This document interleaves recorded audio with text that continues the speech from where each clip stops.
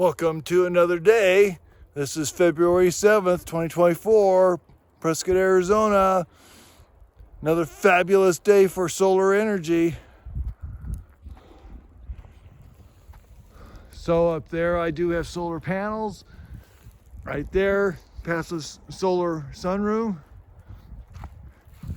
Right there, asshole Democrat lives next door to me. Refuses to cut his fast-growing juniper trees down. Of course, the pine tree blocks a lot of my sun now. A lot of, these big-ass trees here. Fastest growing motherfuckers I've ever seen. Democrat. Hypocrite. So I'm looking forward to cutting all these fucking branches off here. See, that's our property line. I have the right to cut all those fucking branches off.